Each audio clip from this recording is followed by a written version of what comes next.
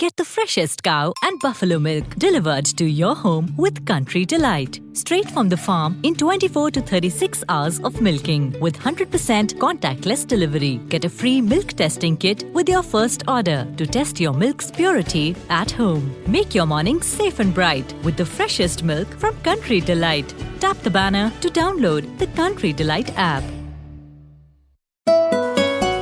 आज तक रेडियो सुनता है सारा जहां। ज्ञान ध्यान।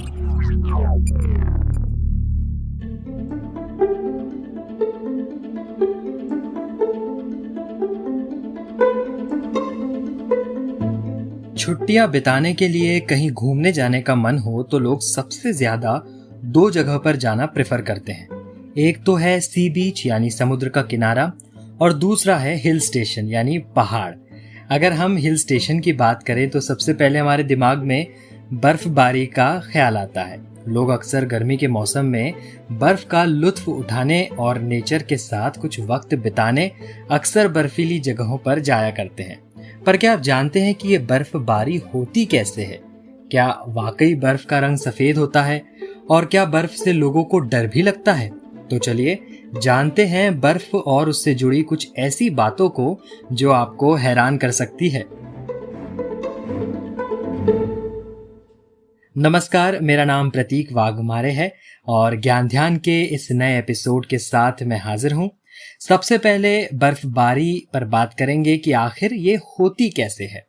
तो आसान भाषा में कहें तो जब तापमान 0 डिग्री से नीचे चला जाए और हवा में नमी की मात्रा न्यूनतम हो तो ऐसे हालातों में बर्फबारी होती है। हमारी धरती बर्फ पर कई चीजों के लिए निर्भर है, जैसे पानी की आपूर्ति प्रदान करना, ग्लोबल सी लेवल को विनाशकारी रूप से बढ़ने से रोकना, साथ ही जलवायु के बारे में डेटा देना। बर्फ का कण छोटे से केंद्र से बनता है। बर्फ अक्सर किसी चीज के इर्द गिर्द जमा होकर जमने लगती है। कई जगहों पर 15 इंच तक के गोले गिरने की बात भी सुनने में आई है, जिस पर लोगों को संदेह भी हुआ, मगर साइंटिस्ट ने इस बात की पुष्टि की ठंडी हवा के चलने से बर्फ जमने के बाद उसका आकार कितना भी बड़ा हो सकता है। अब बात करते हैं अलग अलग तरह के हिमकण यानी स्नोफ्लैक्स की। स्नोफ्लैक्स का आकार हवा के तापमान के मुताबिक होता है। रिसर्चर्स के अनुसार 0 से 2 डिग्री पर बर्फ जमती है, 5 डिग्री पर स्पॉट क्रिस्टल्स बनते हैं और जब टेम्परेचर और गिरता है तब स्नोफॉल होता है, जिसमें यही क्रिस्टल्स रुएदार दिखने लगते हैं। अब तक 35 अलग अलग स्नोफ्लैक्स का वर्णन किया जा चुका है। इन सबसे मिलती जुलती एक वस्तु है जिसका नाम है ड्राई आइस। पर इस ड्राई आइस का नाम क्या है और ये सामान्य आइस से कैसे अलग है, इस बारे में जानने के लिए हमने बात की हमारे एक्सपर्ट विष्णु गाडगिल से, जो होलकर कॉलेज इंदौर में जियोलॉजिकल डिपार्टमेंट के HOD हैं। ठोस कार्बन डाइऑक्साइड को ड्राई आइस कहा जाता है, जिसका तापमान -78.6 डिग्री सेंटीग्रेड होता है। इसका घनत्व अधिक होता है और यह बहुत धीमी गति से पिघलता है। सामान्य पानी से बना जो बर्फ होता है वो तेजी से पिघलता है और उसका तापमान भी कुछ अधिक होता है, परंतु इसका तापमान कम होता है और स्थिर होता है। ड्राई आइस इसलिए कहा जाता है क्योंकि यह पिघलकर सीधे वाष्पीकृत हो जाता है, मतलब इसमें तरल या पानी नहीं बनता। इस कारण से इसे ड्राई आइस कहा जाता है। यह कार्बन डाइऑक्साइड से बनाया जाता है और यह हमारे लिए अत्यंत उपयोगी है। यात्री विमान में, कैटरिंग के लिए, केमिकल इंडस्ट्री में और अन्य कई उद्योगों में, कोल्ड स्टोरेज में, फूड स्टोरेज में इसका उपयोग किया जाता है। अभी हम देख रहे हैं कि वैक्सीन्स को एक स्थान से दूसरे स्थान पर ले जाना पड़ता है, जिससे कि कम तापमान पे ही रखना होता है। कम तापमान पे वैक्सीन को उसकी स्थिरता बनाए रखने के लिए हमें ड्राई आइस बहुत उपयोगी है। ड्राई आइस के साथ ही वैक्सीन्स को स्टोरेज और पैकेज किया जाता है और आसानी से एक स्थान से दूसरे स्थान पर इसे कम लागत में ले जाया जा सकता है। अतः ड्राई आइस हम इसका उपयोग अभी देख रहे हैं कि सारे देश में जो वैक्सीनेशन चल रहा है, तो वैक्सीन का ट्रांसपोर्टेशन, उसका स्टोरेज बहुत आसानी से ड्राई आइस के उपयोग के साथ किया जा रहा है। तो ये थी ड्राई आइस के बारे में कुछ ऐसी जानकारी जिसे आपने अपने स्कूल में भी जरूर पढ़ा ही होगा। आपको जानकर हैरानी होगी कि बर्फ में भी गर्माहट होती है। बिल्कुल, आपने सही सुना। वो इसलिए क्योंकि बर्फ में 90 to 95% तक हवा कैद होती है, जिसका मतलब ये हुआ कि बर्फ में भी गर्माहट होती है। और यही वजह है कि इतनी ठंड होने के बाद भी जानवर बर्फ में गहरी खुदाई कर उसमें रह पाते हैं। इसके अलावा इग्लू में भी इसी वजह से लोग गर्माहट महसूस कर पाते हैं। बर्फीले इलाकों में अक्सर हमारी आवाज पर भी कुछ फर्क पड़ता है। अक्सर हम देखते हैं कि बर्फ गिरने के बाद आवाजें कम सुनाई देती है, जिसकी वजह है बर्फ का ध्वनि को सोख लेना। और जब बर्फ पिघलकर फिर से जमने लगती है, उसमें आवाज कैद होकर दूर तक फैल जाती है।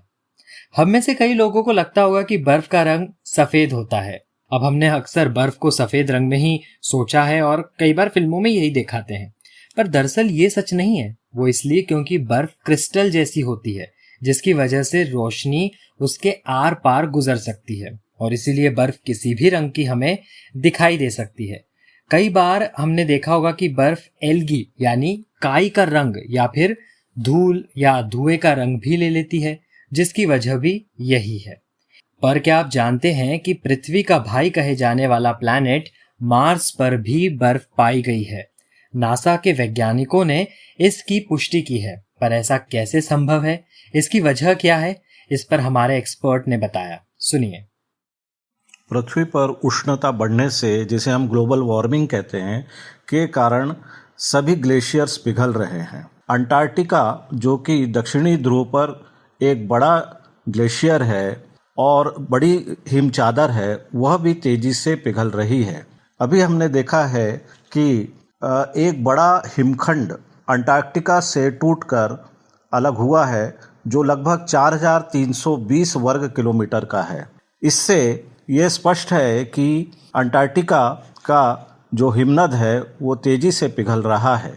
हिमनद के पिघलने से समुद्र तटों का स्तर बढ़ेगा, समुद्र का तल बढ़ेगा और समुद्र तटों का क्षरण भी बढ़ेगा। बर्फ पिघलने से और तापमान बढ़ने से समुद्र का तापमान भी बढ़ता है और इसके कारण समुद्री तूफान, साइक्लोन्स, स्टॉर्म्स जिसे कहते हैं, हरिकेन्स, ये तेजी से बढ़ रहे हैं। और हमने अभी देखा कि टाउटे और यास प्रकार के ये जो साइक्लोन्स आ रहे हैं, इसके कारण तटों पर रहने वाला जीवन प्रभावित होगा, मछुआरों का उद्योग प्रभावित होगा, फूड चेन जिसे कहते हैं, फूड चेन प्रभावित होगी। सभी प्रकार का जो समुद्री वातावरण है और जो भी वातावरण पूर्व में जो संतुलित वातावरण था, जो कि ग्लेशियर्स पे और समुद्रों में था, दोनों ही इससे प्रभावित होंगे। तो जो समुद्र के नीचे का जीवन है, जो इकोलॉजी है, जो एनवायरनमेंट है, वो सब कुछ इससे प्रभावित होता है। जो समुद्र की जैव विविधता है वो भी इससे प्रभावित होगी। अच्छा, गौर करने वाली बात यह भी है कि क्या बर्फ का सिर्फ एक ही नाम है? इसका जवाब हमें स्कॉटलैंड की यूनिवर्सिटी ऑफ ग्लासगो की एक स्टडी में मिला, जिसके मुताबिक बर्फ के करीब 421 नाम है। नॉर्थ पोल पर रहने वाले बर्फ के आदिवासी, जिन्हें हम इनुइट बुलाते हैं, उन्होंने बर्फ के करीब 50 नाम रखे हैं। बर्फीली जगहों पर रहने से सिर्फ बेहतरीन नज़ारे और लजीज खाना ही नहीं मिलता, बल्कि कई बीमारियों के बारे में भी सुनने को मिलता है, जो इन जगहों पर काफी समय से रह रहे लोगों को अक्सर हो जाया करती है, जैसे कि हिस्टेरिया। नॉर्थ पोल पर रहने वाले ज्यादातर लोगों को ये बीमारी हो जाती है, जिसमें लोग बेवजह के शब्द बोलने लगते हैं और अपने इमोशंस पर कंट्रोल नहीं रख पाते, और इस दौरान विटामिन ए जहर का काम करने लगता है। हमने शुरुआत में जिक्र किया था कि बर्फ से भी डर लग सकता है। अब दुनिया में वैसे तो कई तरह के फोबिया होते हैं, यानी डर, जिनमें से एक है साइनोफोबिया, जिसमें व्यक्ति को बर्फ के उस पर गिर जाने से डर लगता है। ऐसा इसलिए होता है क्योंकि उनके बचपन में बर्फ से जुड़ा या तो कोई हादसा हुआ हो या ऐसी कोई सिचुएशन हुई हो जिससे उन्हें लगता है कि बर्फ उन्हें दबा देगी। अच्छा, आपने अखबारों और टेलीविजन पर अंटार्कटिका के ग्लेशियर पिघलने के बारे में भी जरूर सुना होगा। इसका हमारे जीवन पर क्या असर पड़ेगा और बर्फ के पिघलने से किस तरीके का परिवर्तन हमें देखने को मिलेगा, इस पर हमारे एक्सपर्ट ने बताया। नासा के वैज्ञानिकों के अनुसार मंगल ग्रह पर करीब 50 लाख वर्ग किलोमीटर क्षेत्र में बर्फ है। यह बर्फ सॉलिड है और लिक्विड या पानी के रूप में बर्फ बहुत ही कम वहाँ मिलती है। मार्स के जो दक्षिणी ध्रुव है वहाँ पर CO2 की जो बर्फ है उसके नीचे कुछ लिक्विड आइस उपस्थित है। मार्स या मंगल ग्रह लाल ग्रह है क्योंकि उसकी सतह पर जो रॉक्स हैं, जो चट्टानें हैं, उनमें आयरन की मात्रा अधिक है और उसके अपक्षय से ही वहाँ की मिट्टी लाल है जो कि ऑक्सीडाइज होकर निर्मित हुई है। इसके अलावा मार्स पर ज्वालामुखी और टेक्टोनिक एक्टिविटी के और इम्पैक्ट क्रेटर जिसे कहते हैं, मतलब आघात के वहाँ पे निशान दिखाई देते हैं। इस लाल ग्रह पर जीवन की संभावना पूर्व में थी क्योंकि यहाँ पे अवसादी चट्टानें या सेडिमेंट्री रॉक्स हैं जो चट्टानें पानी में ही बनती हैं, अर्थात तरल रूप में पानी इस ग्रह पर उपस्थित था। और इसी कारण नासा के वैज्ञानिकों ने जब रोवर भेजा गया था तो उस रोवर द्वारा यहाँ पर ये सिद्ध किया गया है कि यहाँ पर कार्बन मॉलिक्यूल्स सेडिमेंट्री रॉक या अवसादी चट्टानों में मिले हैं, जो यह प्रमाणित करते हैं कि यहाँ पे सूक्ष्म जीवों के रूप में जीवन था। अंटार्कटिका की बर्फ का बहुत बड़ा हिस्सा हाल ही में टूट गया, जिस बात की पुष्टि सबसे पहले यूरोपियन स्पेस एजेंसी के सैटेलाइट ने की थी। इसकी खास बात यह है कि 4320 वर्ग किलोमीटर में फैला ये हिमखंड दुनिया का सबसे बड़ा आइसबर्ग है। इसका नाम A76 रखा गया। वैज्ञानिकों के मुताबिक यह हिस्सा दिल्ली से भी 3 गुना बड़ा है। कुछ वैज्ञानिकों का मानना है कि आइसबर्ग का टूटना एक प्राकृतिक बात है, वहीं काफी वैज्ञानिक इसे ग्लोबल वार्मिंग का नतीजा बताते हैं। दुनिया की 10% बर्फ अकेले ग्रीनलैंड में ही है, जो कि तेजी से पिघल रही है। नेचर में प्रकाशित एक अध्ययन के अनुसार 1880 के बाद समुद्र का औसत स्तर लगभग 9 इंच बढ़ गया है। वैज्ञानिकों का मानना है कि इंसानों द्वारा प्रकृति के साथ की जा रही छेड़छाड़ से क्लाइमेट चेंज हो रहा है। तो ये था हमारा आज का ज्ञान ध्यान। किसी और विषय पर आप चाहते हो कि उस पर ज्ञान ध्यान हो तो हमें जरूर लिखिए radio@aajtak.com पर। इसके अलावा आप हमसे कुछ कहना चाहते हो, आपको कोई सलाह, सुझाव या शिकायत करनी हो तो हमें लिख सकते हैं radio@aajtak.com पर। आप आज तक रेडियो के फेसबुक और ट्विटर पेज पर भी अपना कीमती फीडबैक हमें भेज सकते हैं। इसके अलावा आप हमारा ये podcast Hubhopper, Google podcast, Apple podcast, Spotify, Jio Saavn, pocket cast जैसे तमाम प्लेटफॉर्म्स पर भी सुन सकते हैं।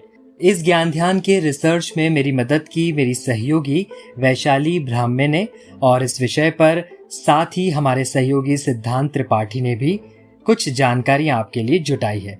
तो मेरा नाम है प्रतीक वाघमारे और मुझे दीजिए इजाजत। सुनते रहिए आज तक रेडियो। नमस्कार।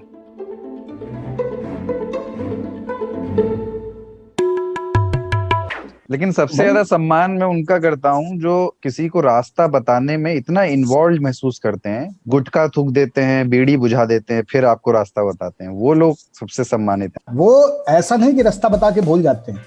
जिनके घर वो गए थे जल निगम वाले के यहाँ, वो जब मिलेंगे उनको हफ्ता 10 दिन बाद बदरिया में, है ना, भैया वैद्यनाथ बुद्ध के कौनो आप यहाँ आए रहे? हाँ, रास्ता हमसे पूछते रहे, फिर हम उनका बतावा एक थे मारुति में 6 मनई बैठ है, बैन हो तो हम बैठ जाए, फिर हम लेकिन उनका बताए पहुंच आए गए रहे ना। एक मालदार बढ़िया आदमी लगत रहे, ठीक ठाक रहे। 3 रंगों के 3 किरदार, ताऊ, बाबा और मैं यानी सरदार। हर हफ्ते हम करते हैं बतकही, सारे जहान का ज्ञान और मजेदार गप भी। सुनिए हमारा वीकली पॉडकास्ट 3 तार, नया हफ्ता नया बवाल। आज तक.in/रेडियो के साथ साथ स्पॉटिफाई, जियो सावन, एप्पल पॉडकास्ट और गूगल पॉडकास्ट जैसे ऑडियो प्लेटफॉर्म्स पर।